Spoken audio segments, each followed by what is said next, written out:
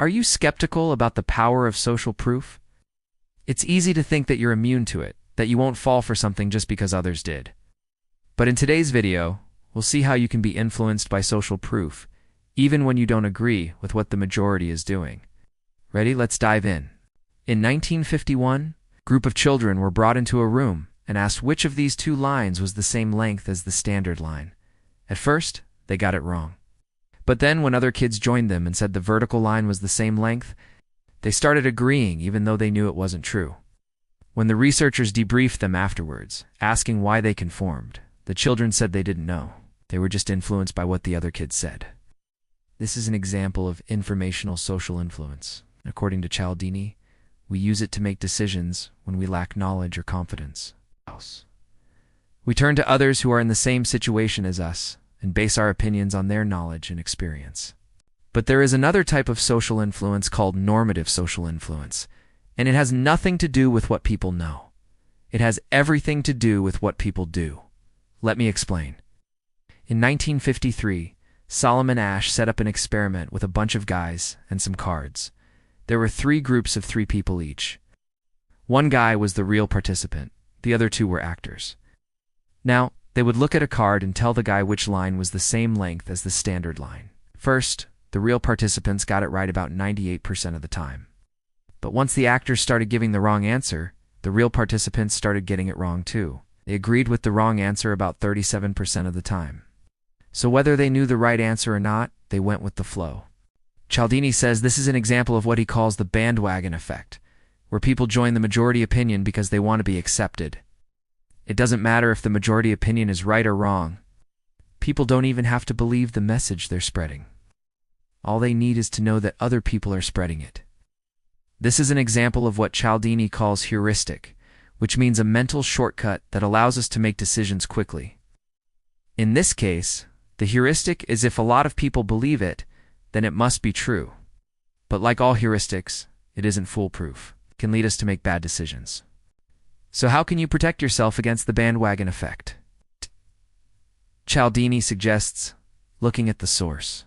He says you should ask yourself, is this person or group credible?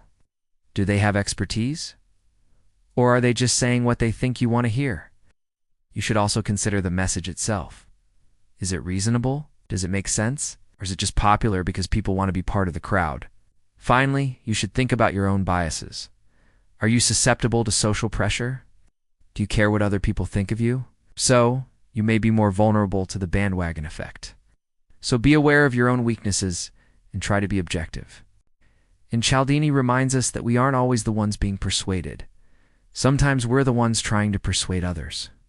So what does the research say about how to use social proof to get others to agree with us? First of all, Cialdini says we should use it sparingly. Don't overuse social proof, otherwise people will tune it out. Just use it when it's relevant and when it will make a difference. For example, if you're trying to sell someone on a new phone, don't just say everyone is switching to this phone. That's not very persuasive. Instead, you might say 8 out of 10 customers who switch to this phone say they'll never go back. That's much more persuasive because it's specific and it tells a story. Another thing we should keep in mind is the source of the social proof. According to Cialdini, we are more persuaded by people who are similar to us than people who are different from us. So if you're trying to persuade someone who is conservative, don't use social proof from liberals. Use it from other conservatives. Also, we are more persuaded by people who are experts in the field rather than people who are not experts. So if you're trying to sell someone on a new car, don't just say your friends love this car. Say your friends who are car experts love this car. Finally, we are more persuaded by people who are trustworthy and likable, rather than people who are untrustworthy and dislikable. So if you're trying to persuade someone to invest in something, don't just say your broker made a fortune from it. Say your honest financial advisor made a fortune from it. Now let's look at some real-life examples of social proof.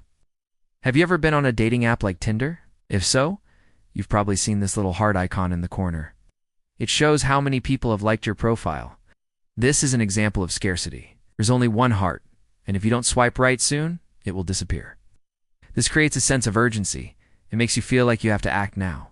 It also creates competition. You wonder how many other people have already liked this person. How many people are vying for their attention? This makes you feel like you have to stand out. You have to swipe right before someone else does. Here's another example from retail. Have you ever seen a store that says this item is selling fast or this item is a bestseller? This is an example of scarcity. It tells you that other people are buying this item. It makes you feel like you have to buy it before it's too late. It also creates a sense of exclusivity. You wonder who are the lucky people who bought this item. What kind of people have access to this thing? This makes you feel like you have to be one of them. You have to buy this item and become like those people. What about social media? Does it create scarcity? Oh yeah, it does. When you see a post that says this video has 1 million views, or this photo has 100,000 likes, you feel like you're missing out on something. You feel like everyone is talking about this and you're the only one who hasn't seen it yet. You feel like you have to join the conversation. You have to click on it and see what all the fuss is about. We've looked at the psychology of persuasion and social proof. We've seen how people can influence us even when we don't know them. We've seen how we can use social proof to get others to agree with us. We've seen how scarcity can make things more persuasive. But what about you? How do you use social proof in your life? Do you use it to make decisions? Do you use it to persuade others? Do you use it to make things more persuasive? Share your thoughts in the comments below. We would love to hear from you. If you enjoyed this video and want to learn more about the psychology of persuasion, check out the next video in the series. If you haven't already, be sure to subscribe for more videos like this one. Thanks for watching, and see you next time.